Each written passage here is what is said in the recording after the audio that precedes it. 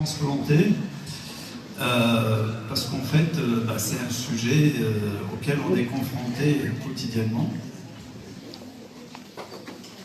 Ça bouge pas.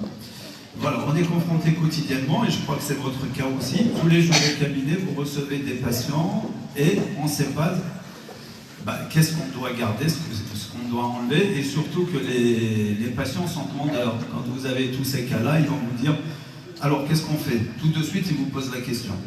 Et on verra comment répondre. Et j'ai divisé en 4 catégories. Alors il y a les problèmes endodontiques, il y a les fractures, il y a les réhabilitations globales, et il y a aussi et surtout les problèmes, ceux qui ont des maladies parodontales. Alors, concernant les problèmes, les pathologies endodontiques, bon, je pense que vous avez déjà eu des conférences là-dessus, hier ou avant-hier. Je crois qu'il y a un consensus, on est tous d'accord que quand on a ce genre de cas, on ne va pas enlever. Dans la quasi-totalité des cas, on va faire juste un traitement, un bon parage canalaire, une étanchéité, une bonne étanchéité, et on arrive à sauver les dents. Après, on peut parler des techniques, etc., etc., mais comme vous le savez, ça évolue très très vite. Pour ma part, ce qui est important, c'est le parage canalaire et l'obturation qui doit être étanche. Alors, on va prendre ce cas clinique. En fait, cette présentation, ça va être vraiment que des cas cliniques. Donc, je ne vous ai pas mis de la littérature parce que je pense que c'est aussi intéressant de discuter des cas cliniques et surtout de la façon dont je les ai traités. Ça, c'est une patiente qui est venue en consultation pour ses prémolaires et molaires. Comme vous voyez, il y a des couronnes et il n'y a pas une très bonne étanchéité. Donc, on a enlevé les couronnes. Et là, concernant la prémolaire, on voit qu'il y a une image apicale relativement importante. Et on sait d'ores et déjà qu'on va l'extraire parce qu'il n'y a pas d'espace biologique, elle est assez courte. Donc on va procéder à l'extraction. Par contre, la molaire, la 6, même si elle est abîmée, a priori, on n'a pas beaucoup de hauteur, mais on va quand même opter, on va essayer de la garder. Alors la première chose à faire quand vous avez des 6 du haut, il faut systématiquement penser au fameux MV2, parce que c'est vraiment la plus grande cause d'échec des endos sur les premières molaires du haut. Donc, on a localisé ce fameux 6. Moi, je travaillais avec le L2, qui malheureusement n'existe plus, mais c'est un système vraiment qui est exceptionnel, justement pour ce fameux MV2. Voilà, on a fait une obturation à la condensation verticale, à chaud. C'était le gold standard à l'époque, mais visiblement ça a encore changé là. Donc ça évolue tout le temps. Je discutais avec mon confrère Ayad, là, il m'a dit est-ce que tu fais la même chose que ce que tu faisais avant? Je lui ai dit non, ça change. Tout ce qui était vrai hier ne l'est plus vrai aujourd'hui. Voilà, donc c'est ça qu'on va voir à travers cette présentation. Voilà. Et voilà, donc on se retrouve après l'obturation canalaire, on se retrouve dans cette situation. Je peux mettre un in-lecor et faire une couronne, mais si je fais un in-lecor et une couronne dans cette situation, c'est échec assuré. Pourquoi? Parce qu'on n'a pas respecté, on n'aura pas respecté le continuum endoprothétique. Il est hyper important ce fameux continuum endoprothétique. Donc là, on va faire un allongement coronaire, on va faire une couronne. La qualité de la couronne est primordiale. Alors, vous allez souvent entendre parler d'étanchéité canalaire, radiculaire, etc., mais on ne vous parle pas d'étanchéité coronaire. Et d'après les études, elle est au minimum aussi importante que l'étanchéité radiculaire. Donc, il faut vraiment faire attention avec vos prothésistes pour qu'ils vous fassent des couronnes avec un très très bon sertissage cervical. Et 15 ans après, cette dent est toujours présente sur l'arcade. Donc c'est bien évidemment beaucoup mieux que d'enlever et de mettre un implant, hein, comme dirait notre ami professeur Ayad. Là, il s'agit d'une patiente que j'ai reçue en consultation. Elle m'a dit, je viens pour un implant. On m'a envoyé chez vous pour un implant.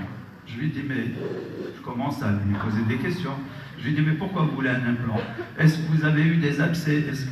Elle me dit non, mais je mets un implant parce que c'est plus joli, etc. etc. Finalement, je lui ai dit non, on va essayer de sauver votre dent. Bon, malheureusement, je n'ai pas d'iconographie, mais là, vous voyez qu'il y a un problème paro. On a nettoyé il décor provisoire, mais je ne l'ai plus revu parce que j'aurais voulu vous montrer ça. Je ne l'ai plus revu parce qu'elle était déçue. Je n'ai pas voulu lui mettre d'implant. Alors que la provisoire était jolie, l'île des corps, l'endo, tout était bien, mais dans son esprit, il fallait l'implant.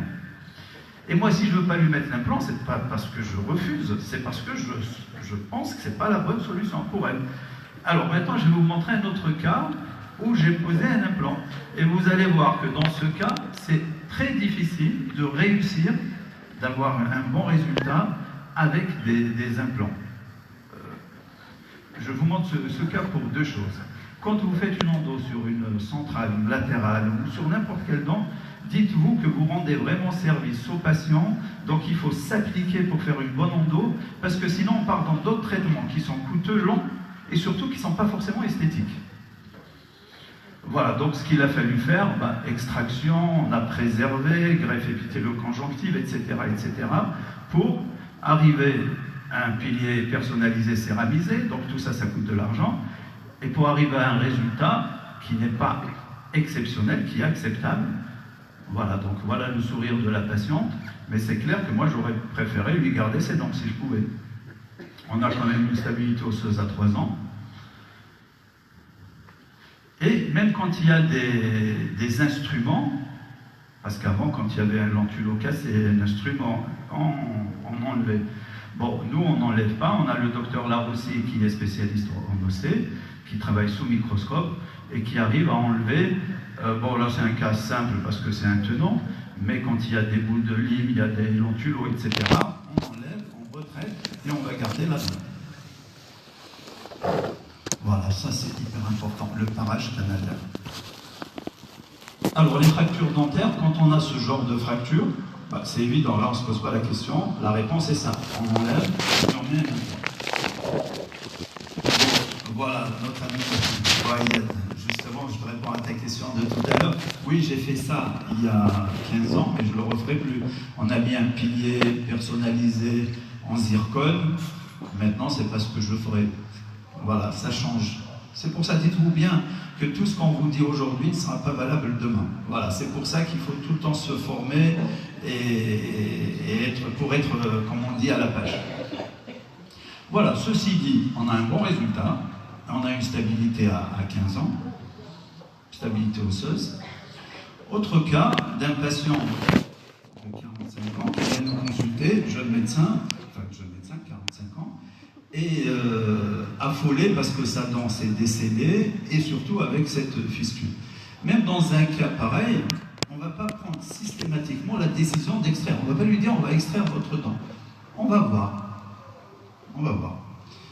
Donc ce que l'on fait dans ce genre de cas d'urgence, c'est que c'est une dent de devant, c'est une urgence. Donc ce qu'on va faire par automoulage, on va lui faire une provisoire. Et très très vite, vous allez avoir ça. Vous voyez, on a amélioré la situation. Mais par contre, après, est-ce qu'on va garder ou pas? C'est là où on se pose la question. Est-ce que j'enlève ou je garde? Bon, là, j'aurais pu... il y avait une photo avec une sonde paro. Là, malheureusement, je ne peux pas garder parce qu'il y a une fracture qui est très, très haute. Donc, j'opte pour l'extraction. Vous allez me dire, oui, même si la fracture est un peu haute, il n'y a pas d'autre solution? Si, il y a la solution, on n'y pense pas souvent, c'est l'égression orthodontique. Ça, je pense qu'on devrait l'appliquer souvent, mais je crois qu'on ne l'applique pas très souvent, alors que c'est pas compliqué à faire. Mais dans ce cas, justement, on s'est posé la question et la racine était courte. Donc, ça valait, on ne pouvait pas la garder. Ça s'est terminé. Bon, je passe un peu les détails parce que c'est pas le thème de la journée. Et voilà, donc extraction, implantation immédiate, on a temporisé et on a fait faire un pilier personnalisé en CFAO. Et voilà, donc la dent, elle est toujours là, 10 ans après. Voilà, donc concernant tout ce qui est fracture dentaire. Maintenant, on va parler des pathologies parodontales. Alors là, je pense que 80% de la population a un problème de parodontite. Donc on en reçoit de plus en plus. Et là, la décision n'est pas très simple. Pas très simple. D'ailleurs, même pour ceux qui ne posent pas d'implant, on a toujours ce problème. Par exemple, ce patient qui est venu en consultation, patient âgé, la décision de garder doit être vraiment réfléchie parce que si on lui garde certaines dents et qu'on fait même une prothèse conventionnelle, bah, ça coûte de l'argent, c'est beaucoup de temps de traitement. Et si on perd l'ensemble au bout de 2-3 ans, bah, c'est un échec cuisant et le patient ne sera pas content. Donc c'est ce qui a été fait. J'ai gardé, j'ai sauvé, endo, prothèse composite, mais je ne sais pas combien de temps ça va durer. Voilà, donc c'est quand même assez risqué. Donc on va voir un petit peu la décision, comment on va essayer de la prendre. Voilà, ça c'est des cas comme ça, j'en ai des dizaines et des dizaines. Et souvent, on va avoir des patients de 50 ans, 60 ans, 45 ans, et ils vont venir dans ces situations-là.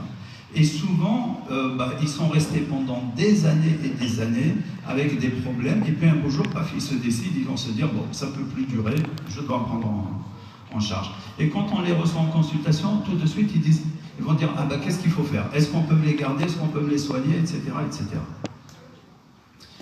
Donc, devant cette question, moi, personnellement, je ne sais pas ce qu'il faut... Je sais ce qu'il faut répondre, mais je ne connais pas la réponse. Je leur dis, écoutez, monsieur, je leur montre d'ailleurs ce logigramme, je vais lui dire, je leur dis, on fait un bilan paro, on fait un diagnostic pronostic, et à partir de là, on va décider. On va voir ce cas, donc patient d'une cinquantaine d'années, première consultation en 2004, donc il est venu pour une consultation, on a mis 3 implants, on a fait un détartrage surfaçage radiculaire, etc. Et il revient 4 ans après, en urgence, en 2008, et là, on constate qu'il a un mauvais contrôle de plaque, et que c'est un patient qui veut une prise en charge. Donc là, on fait strictement ce qu'on a appris à la faculté, c'est-à-dire le sondage des poches. On a l'impression que c'est de la théorie, mais non, c'est d'une importance capitale. Parce que quand vous regardez votre cavité buccale, il y a des dents qui ont l'air saines. La gencive est à peu près normale, mais quand vous allez faire un sondage, vous allez vous rendre compte qu'il y a des poches de 6, 7 à certains niveaux. Donc ça, c'est primordial. Il faut vraiment avoir un tableau de bord. Donc ça, je passe, hein, c'est le truc panoramique, status radiographique.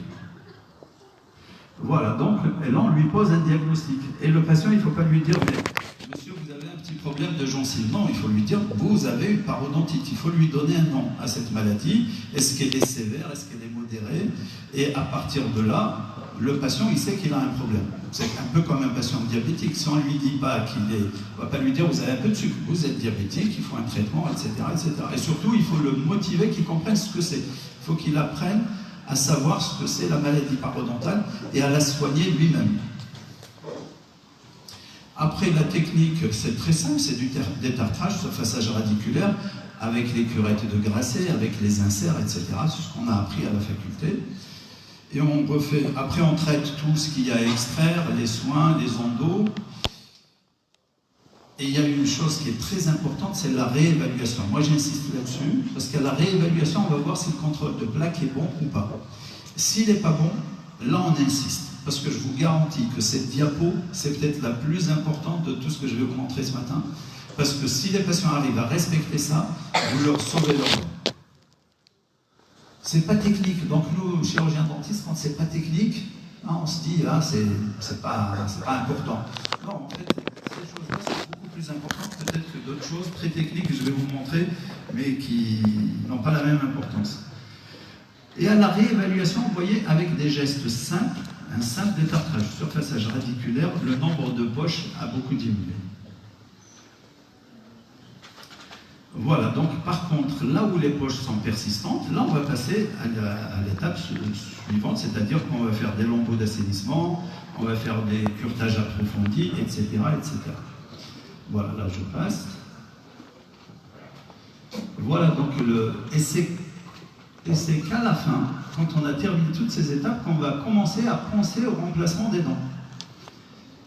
Et le remplacement des dents, dans tout le traitement, ça nous a demandé, c'est peut-être à peine 15% du traitement. Le plus gros travail, c'est la prise de décision. Qu'est-ce qu'on garde? Qu'est-ce qu'on enlève? Assainir. Après, quand on arrive pour les implants, vous le verrez, vous avez l'impression que les implants, c'est quelque chose d'extraordinaire. Je vous garantis que c'est un simple C'est un geste très simple, beaucoup plus simple que d'enlever une dent compliquée ou autre. Hein. Voilà, donc le patient est réhabilité prothétiquement, on lui met une gouttière de relaxation. Voilà. Et des cas comme ça, on en a. Mais par contre, est-ce que c'est une recette magique pour traiter tous vos cas? Non, non. C'est que là, il y a un canevas, il y a un logigramme, mais ce qui est intéressant, c'est que chaque cas, il est particulier. Et on doit réfléchir pour prendre la bonne décision. Alors, ce cas, le motif de la consultation, c'est les bridges postérieurs qui bougent, les dents qui bougent un peu partout. Alors, donc là, on va commencer toujours dans le logigramme. Là, on va faire l'assainissement par eau et on va enlever les dents qui sont déjà compromises parce qu'on sait que les bridges postérieurs, mobilité 4, là, on sait qu'on va enlever et on va faire des provisoires. Alors, la stratégie dans ce cas-là, c'est que j'ai posé les implants postérieurs, mais je n'ai pas touché la zone antérieure. Et la zone antérieure, je ne sais pas quelle décision je dois prendre. Pourquoi je n'ai pas touché la zone antérieure? Parce que, imaginez-vous, je pose des implants postérieurs et je commence à faire le traitement, à mettre des provisoires. Le patient, il n'a pas de dents au fond, en mangeant, il va perdre ses provisoires. Dites-vous bien qu'un patient qui commence à avoir les provisoires qui se décèlent, c'est un problème au niveau confiance, il pourra commencer à perdre confiance, etc. Donc il faut toujours, mettez-vous à la place du patient. Je ne dois pas perdre mes provisoires, je dois toujours avoir mes dents pour avoir une vie sociale, etc.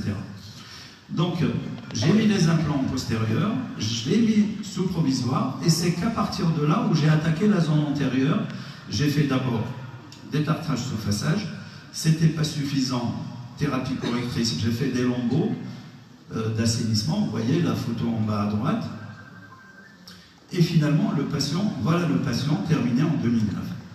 Donc un plan en postérieur, et devant c'est un bridge sur dents naturelles. Je sais que ce bridge, mais j'ai averti le patient, je lui ai dit, ça ne durera pas 20 ans, mais au moins ça vous évite d'avoir des implants, c'est vos dents naturelles, pendant quelques années. Combien? J'estime que ça va être supérieur à 7 ans, mais combien exactement, je ne sais pas. Mais le temps nous le dira, par contre. Alors, autre cas, patient de 45 ans, que j'ai revu hier, qui a presque la soixantaine maintenant. Alors, cette patiente, c'est un cas quand même assez... D'ailleurs, elle m'a rappelé encore l'anecdote.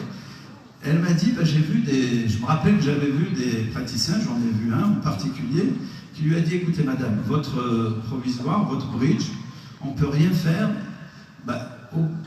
vous allez sûrement le perdre, mais pourtant, tant qu'il tient, vous le gardez. Et ce bridge-là, il se décellait de façon récurrente. Et lui dit, mais alors, qu'est-ce qu'on peut faire?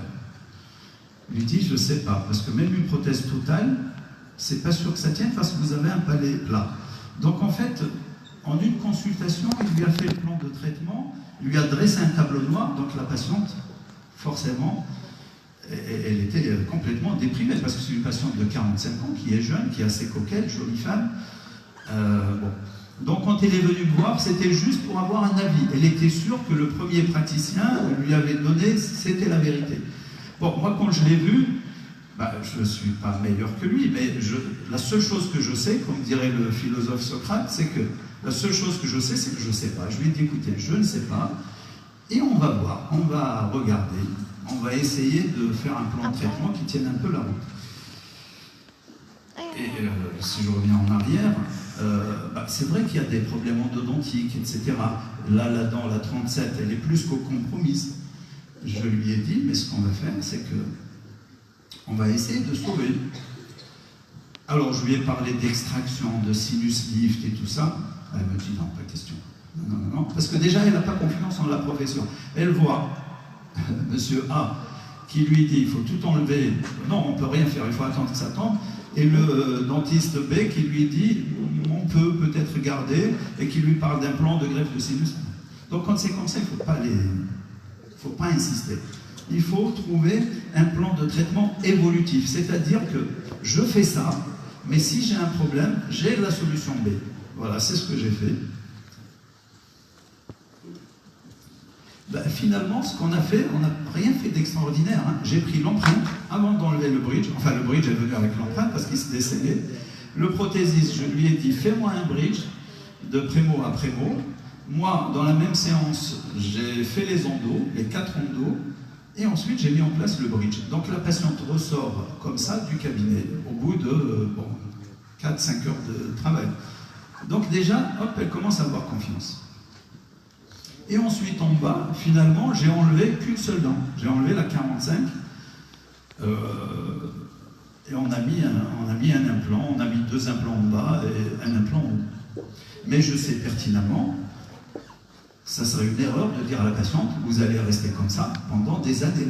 Parce que c'est un plan de traitement, c'est un compromis. Logiquement, j'aurais dû enlever les 2 molaires qui ont égressé, faire une greffe de sinus, réhabiliter le secteur 1 et 4. Ça, elle ne pouvait pas l'entendre. Donc, je fais un plan de traitement qui est un compromis, sachant qu'après, je vais probablement réintervenir. Pareil pour cette patiente de 65 ans, elle vient me voir, en fait, surtout pour le bas et sa prothèse amovible. Je lui propose un plan de traitement qui est peut-être un peu risqué. Bon, j'enlève les 2 dents du bas, je mets 2 implants, et en haut, je décide de garder toutes ces dents et de lui faire une prothèse composite, un implant en locator, et voilà. Mais là, c'est pareil, je lui dis, dans votre cas, normalement, on doit faire une greffe de sinus, etc. Elle ne veut pas entendre parler de ça, donc voilà ce que l'on a fait. Je ne sais pas si on le reverra après. Voilà, et ça va durer un certain nombre d'années, mais je sais parfaitement que cette dent, je vais avoir un problème. J'ai eu un problème avec cette dent, au bout de 10 ans. Comment on a résolu ça? On a juste à rajouter sur son appareil. Voilà. Bon, celui-là, on va le passer parce qu'il ne nous apprend rien de particulier. Pareil, toujours dans la même logique. Voilà, là c'est pareil, là vous voyez tout le tartre qu'il a en bas. Et ça, ce qui est incroyable, c'est que ce patient, quand il est venu en consultation, il me dit, écoutez monsieur, moi je veux ce qu'il y a de mieux. Alors c'est qu'on se dit, mais comment pendant des années il est resté comme ça, et puis du jour au lendemain, il veut ce qui est le plus esthétique. Et puis il m'a dit, sur le plan financier, c'est pas un problème, ça veut dire qu'il vous donne carte blanche en fait pour vraiment tout ce qu'il faut. Mais c'est pas parce qu'il me donne carte blanche que je lui dis, écoutez monsieur, en rasto, on met des implants en haut, des implants en bas, enfin on lui met une Mercedes dans la bouche. Non, vous voyez, toujours la même philosophie, on fait comme si c'était pour nous, comme si on se soignait soi-même. Voilà, donc finalement, en bas, j'ai gardé, j'ai enlevé juste 2 dents, les 2 centrales, qui étaient vraiment pas sauvables. J'ai mis sous provisoire et je me suis dit, on va voir, on va attendre. Si on voit que ça réagit bien, eh ben, je vais transformer ça en bridge. Alors, la difficulté que l'on a eue, c'est avec le docteur Dabous, qui est mon associé ami. Tous ces cas-là, on les a fait ensemble. Donc, on a eu un problème sur l'esthétique. Parce que si vous regardez ça, c'est joli. Ça, c'est ce qu'il avait avant. Mais tout ce qu'on a, nous, on a fait est moins joli. Donc là, on a essayé de se rapprocher le plus de son esthétique avant de passer à l'étape supérieure. Voilà. Et ensuite, dès que l'esthétique est validée, on transforme en guide chirurgical, on pose les implants. Donc les implants, toujours, on les pose en adéquation avec le projet prothétique. Voilà. Après, alors ce qu'on ne vous raconte peut-être pas assez, mais quand on a fait un provisoire, on peut se dire, mais comment le prothésiste va faire la même chose que ce provisoire? Ben, c'est tout simple pour eux, parce qu'ils font ils prennent des clés, et au moment où ils montent leur céramique, et ben, ils mettent les clés, et ils arrivent donc à reproduire la même chose. Donc, j'insiste sur ce point, c'est qu'il ne faut surtout pas dire aux patients, mais c'est le provisoire, le définitif, il sera meilleur. Là, c'est la pire des erreurs. Parce que si vous lui dites ça, il va dire, ouais, mais vous m'avez dit que le provisoire, le définitif allait être mieux. Et quand vous allez faire le définitif, s'il ne lui plaît pas, eh ben, vous le refaites. Vous le refaites à vos frais. Donc, ce qu'il faut, moi, tant que le provisoire ne plaît pas, eh ben, je me casse la tête pour voir qu'est-ce qui ne va pas. J'améliore. Et quand il le valide, c'est bon. Voilà. Voilà, donc céramique, voilà, donc ça c'est le bridge céramique en haut et céramique en bas. Ah oui, ça je vais vous le montrer. Alors, quand c'est des cas comme ça, des gens qui ont des parodontites, en plus fumeurs, j'ai préféré séparer. Comme ça je me dis, si un jour il a un problème sur un implant, bah, je ne vais pas tout démonter. Alors, ça c'est aussi un très ancien patient très stressé, fumeur, vraiment lui il cumule tout, hein. C'est vraiment le patient qu'on a envie d'envoyer chez son pire ennemi qui est peut-être en face. Hein. Bon, et en plus il n'a pas de chance parce que quand on fait les extractions, je fais c'est un cas piège parce que quand je fais le scan, je me rends compte, on avait l'impression qu'il avait beaucoup d'os, mais en réalité il avait très très peu d'os. Et stressé. Donc il n'avait pas très confiance, c'était le début de l'implantologie en Algérie, il est venu vraiment à reculant. Hein, et quand il me regardait, que je lui parlais, je sentais dans son regard, est-ce que je dois lui faire confiance à celui-là, il ne m'inspire pas confiance. Alors que moi personnellement, ça me bloque ce genre de truc. À un moment, j'ai failli même l'envoyer balader. Bon, et en plus, quand on voit le scanner, c'était pas beaucoup d'os. On peut poser les implants, mais je savais pertinemment que si on lui mettait une prothèse provisoire dessus, sur les implants, il allait avoir des résorptions. Alors, ce patient, dites-lui qu'il ne faut pas qu'on ne va pas vous mettre une prothèse provisoire. On l'a faite et je commence à lui expliquer. Heureusement, il ne découvrait pas beaucoup et il a été quand même compréhensif.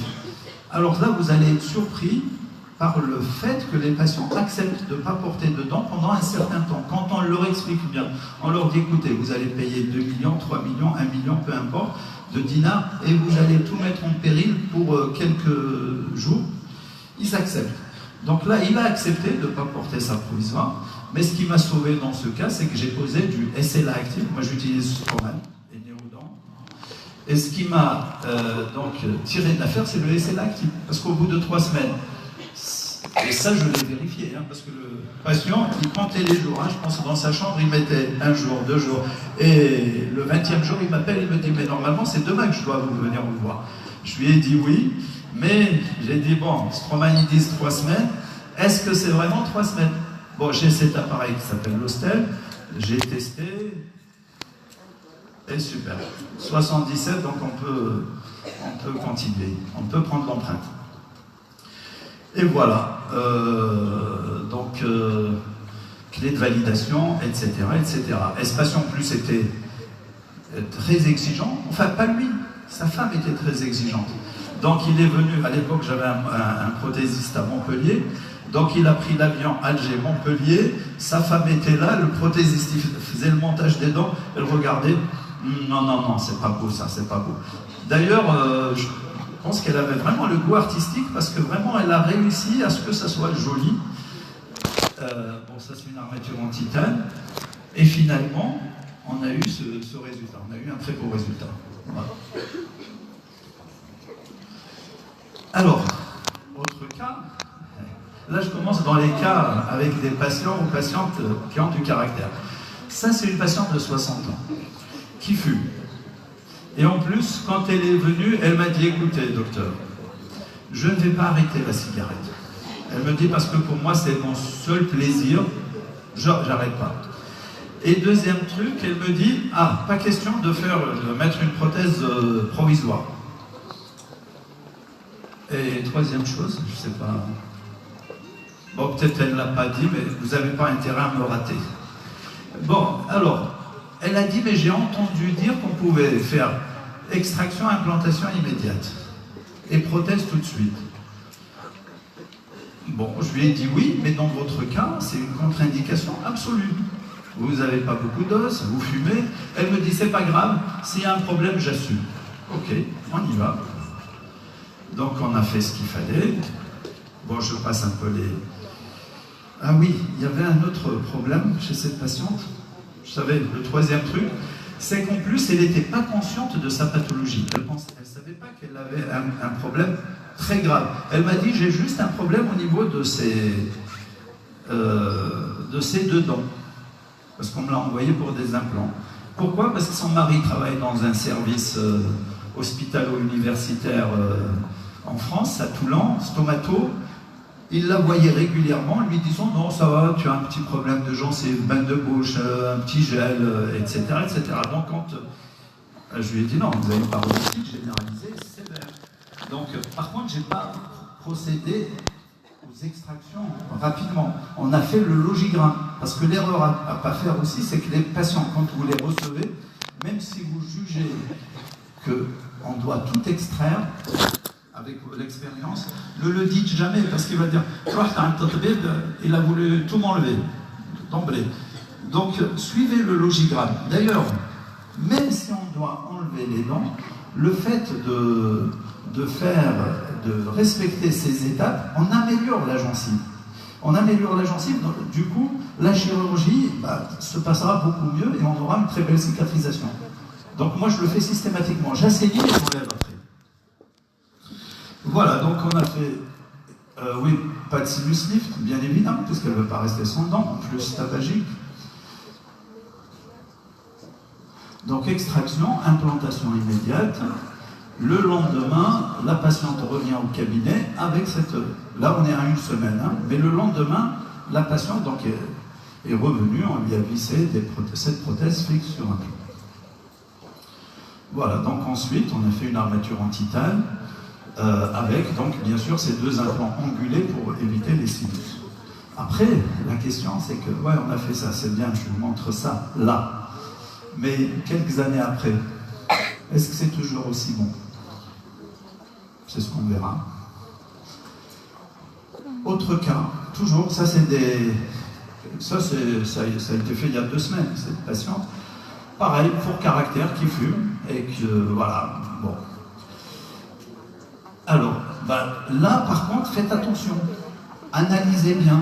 Regardez le sourire de la patiente. Sourire gingival, ligne du sourire très haute. Donc là, il faut vraiment réfléchir avant de prendre le bistouri et d'ouvrir et d'extraire. Donc là, j'ai un logiciel qui s'appelle le Co-Diagnostics. Donc déjà, virtuellement, je fais mon intervention. Est-ce qu'il faut une ostéotomie? Est-ce qu'il ne faut pas? Etc. etc. Est-ce que je vais mettre les implants ou est-ce que je vais les mettre? Voilà, donc l'étude qui a été faite. Bon, ce n'est pas de la chirurgie guidée ici, hein, mais je l'ai fait un peu pour voir où je vais. Parce que les interventions implantaires, vous avez l'impression que quand le praticien ouvre, il ouvre et il met ses implants, c'est là où il réfléchit. Non, tout est réfléchi avant. Donc vraiment, c'est juste une formalité. La réflexion, elle se fait en amont. Voilà, donc là, je fais une ostéotomie, parce que je sais que toute cette zone antérieure, quand elle va sourire, il ne faut pas qu'on voit cette gencive, et surtout que je sais qu'il y a une grosse résorption, je ne vais pas lui faire un bridge résine, mais qu'elle va avoir un bridge céramique, elle va avoir de la fausse gencive. Donc moi, je veux que cette fausse gencive soit le plus haut possible. Voilà, donc mise en place donc ça c'est le jour de l'intervention. Hein. Le prothésiste nous a fait une prothèse totale, donc avant l'extraction des dents, et nous en fait on a mis des trous et on essaye de passer des cylindres à travers. C'est assez chronophage. Des fois on peut passer beaucoup de temps. Mais tu verras falloir qu'il y a une solution pour éviter tout ça. Hein? Voilà.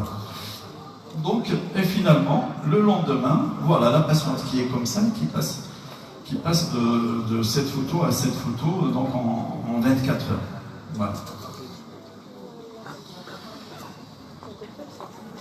Alors, maintenant, on va parler de cas de réhabilitation globale. Alors, ces cas de réhabilitation globale, c'est des gens chez qui il va rester 3 dents, 4 dents. Mais là aussi, on a l'impression que c'est évident, il faut les extraire. Eh ben non. Des fois, ils s'accrochent à ces 2 dents, 3 dents. Pour eux, c'est un peu leur jeunesse qu'ils perdent, leur vie. Enfin, il y a quand même une amputation. Donc, il faut prendre en compte cet aspect psychologique des choses. En plus, ce monsieur n'a pas d'os. Donc là, on fait un double sinus lift. Et pendant que la maturation de cette greffe, qu'est-ce qu'on fait? On travaille sur l'esthétique, sur la prothèse totale. Alors la prothèse totale est d'une importance capitale, parce que c'est ça qui va déterminer la suite des opérations. Donc passez le temps qu'il faut. Il faut que la fonction soit respectée et que l'esthétique soit respectée. Tant que c'est pas bon, ne passez pas à l'étape suivante, parce que c'est échec assuré. Donc voilà, bon, là c'était l'époque où on mettait beaucoup d'implants. Hein. Donc là je me suis rendu compte que j'avais un grand porte-à-faux, donc j'ai mis 7 implants je crois, et ensuite j'en ai rajouté, j'ai fait une greffe d'apposition, expansion de crête, non, expansion et 2 implants. Et voilà notre patient avec un bridge céramique. Voilà, donc bien sûr, ça le change. Hein. Bon, là, je pense que là, il ne regrette pas ces 4 petits dents qui lui restaient. Autre cas, alors cette patiente, c'est encore pire parce qu'elle n'a que 2 dents. On dirait Jeanne au lapin quand on lui enlève sa prothèse, mais ces 2 dents, il fallait batailler pour les lui enlever. Et en plus, voilà sa prothèse, voilà les 2 dents.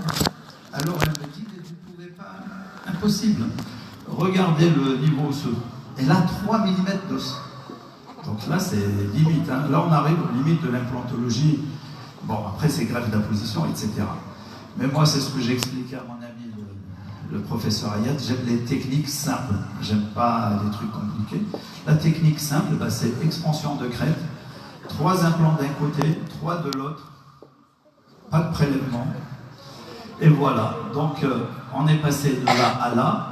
Ça en fait, c'était pendant le 2e temps chirurgical, au moment de mettre les vis.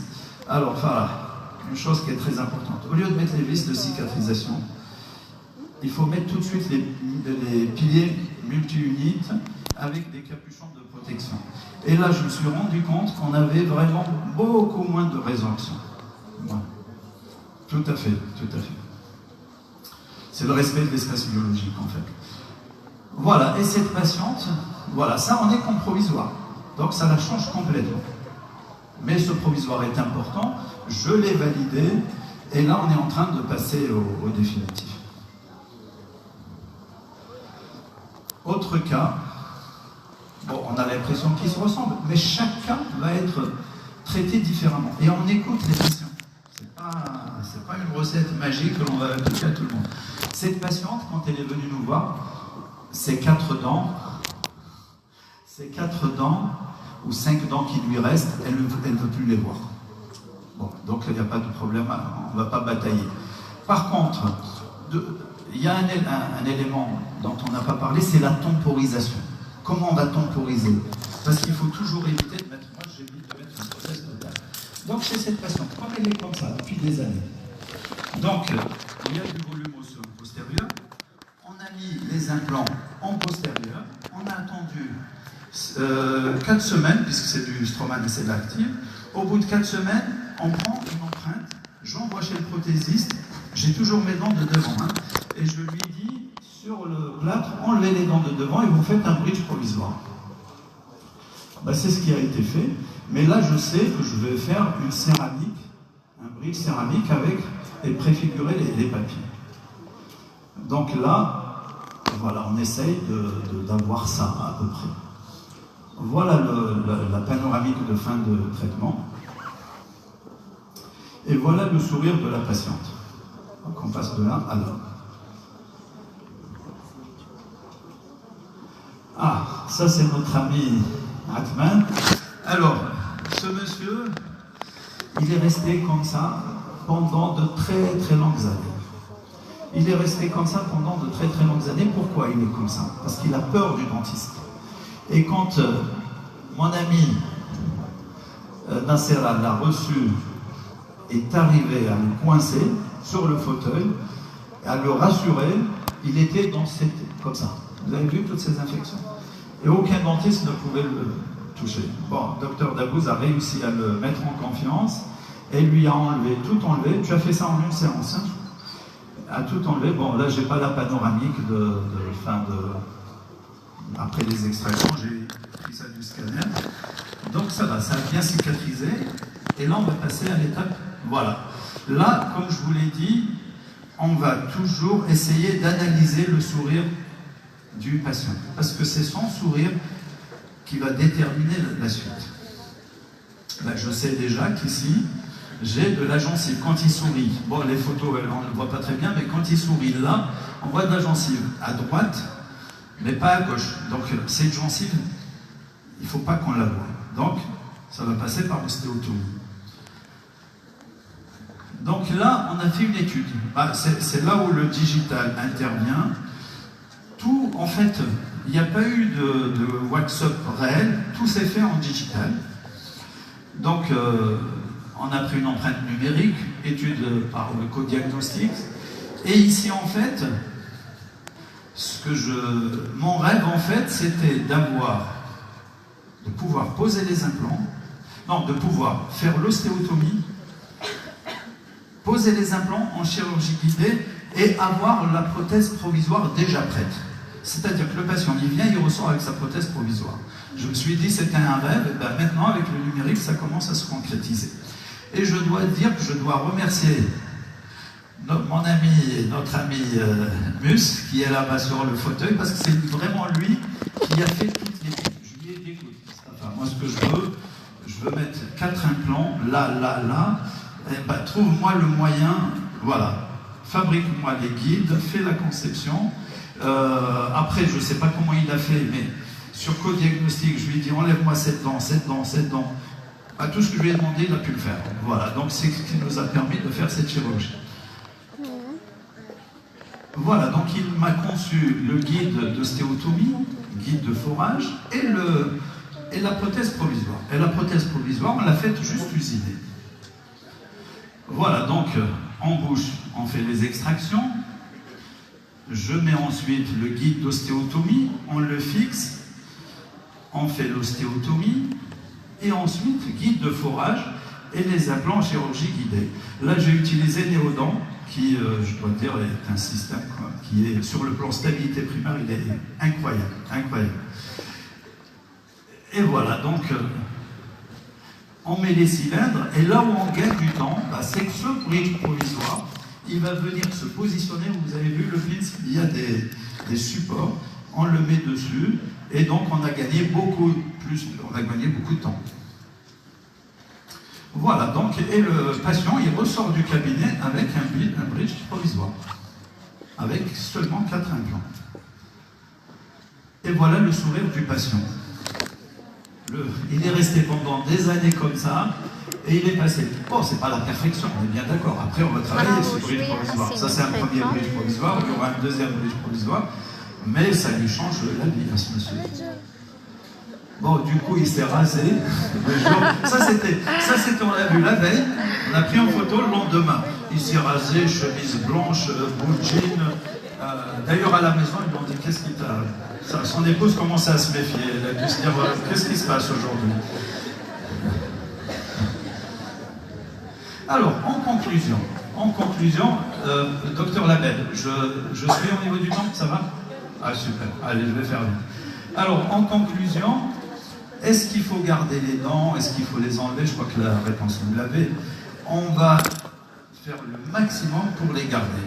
Et toujours avec ce gradient thérapeutique. On ne fait pas d'endo si ce n'est pas nécessaire. On ne fait pas de couronne si ce n'est pas nécessaire.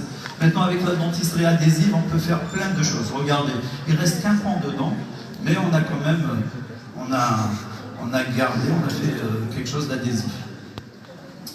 Même des dents qui ont l'air compromises sur le plan endodontique, on va les retraiter. Voilà, on va tout faire pour conserver.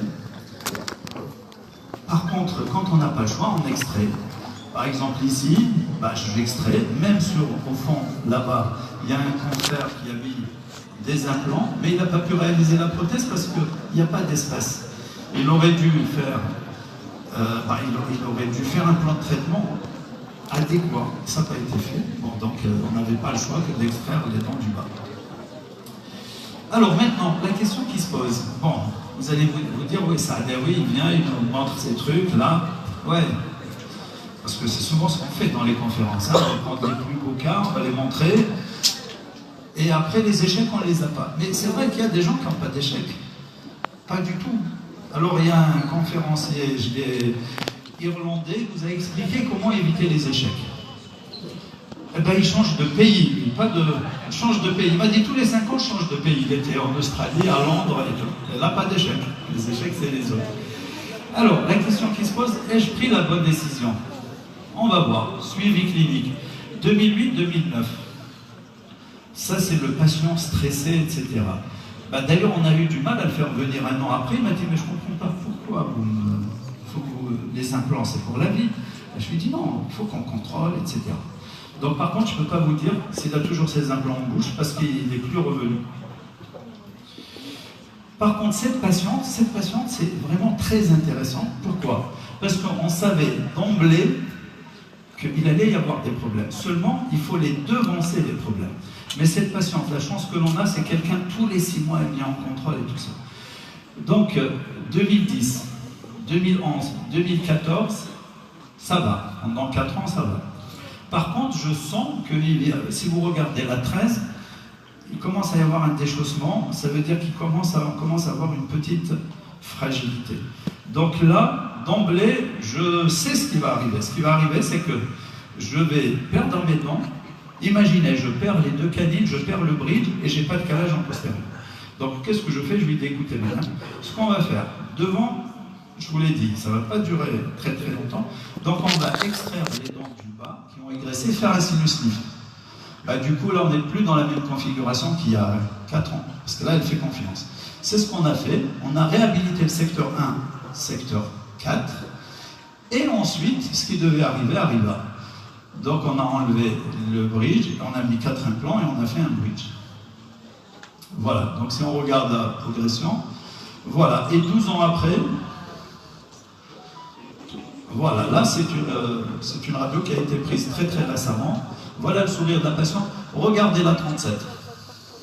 On n'a pu la maintenir. 12 ans sur l'arcade. Et pourtant, je pense qu'on serait tenté de l'extraire au départ. On était tenté de l'extraire. Cette patiente qui fume, qui ne veut pas arrêter la cigarette, etc., bah, 10 ans après, tout est parfait. C'est des radios vraiment de plus de 10 ans, ça. Ce patient, par contre, 10 ans après, hop, on a un problème au niveau du bridge. Extraction, implantation immédiate, j'ai pas les autres photos, voilà. Par contre, ça se passe pas toujours bien chez certains patients. Ça, c'est le patient, mais qui est diabétique, qui est devenu diabétique. Là, on n'est pas bon. Là, par contre, ce qui est incroyable, c'est que sur les implants, c'est parfait. Les dents naturelles, non. On n'a perdu aucun implant, mais les dents naturelles, on en a perdu quelques-unes. Je vais conclure, docteur Labed, en vous remerciant. Ah oui, donc j'oublie juste ça, cette diapo. En fait, ma conclusion, c'est qu'on n'insiste pas beaucoup sur la maintenance. C'est la raison pour laquelle moi j'aimerais bien qu'on ait des hygiénistes pour nous faire cette maintenance. Et je pense qu'on pourrait garder beaucoup plus de dents. Et je terminerai par cette phrase que j'aime toujours rappeler: les implants doivent être utilisés pour remplacer les dents absentes et non les dents qu'on extrait. Voilà, et je vous remercie pour votre attention.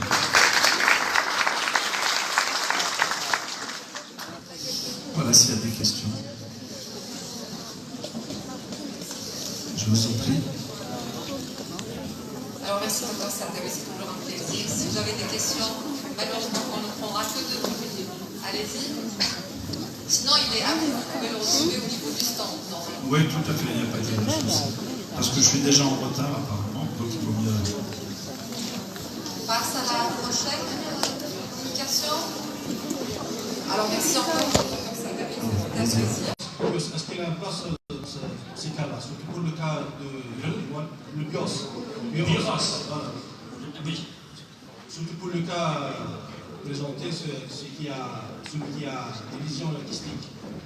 Exactement, donc il n'y a pas une contre-indication par rapport à l'utilisation des produits de substitution dans le cadre de notre transplantation. Vous pouvez utiliser des produits de substitution, vous pouvez faire une augmentation sur le contour, augmenter même en réduction d'un mécanisme de cicatrisation pour qu'il y ait une formation ensuite d'un espace, la définition d'un espace ligamentaire plus ou moins correct. Il n'y a pas de contre-indication pour l'utilisation du biomat Vous pouvez utiliser du biomasse, mais vous pouvez également faire appel à des produits autogènes. Vous pouvez prélever des lymphocytes pour compenser si vous avez une perte osseuse. Merci. Désolée de ne prendre que ces 3 questions. Vous pourrez le voir tout à l'heure au communicant. On est tenu par le temps pour le voir. Merci pour cette...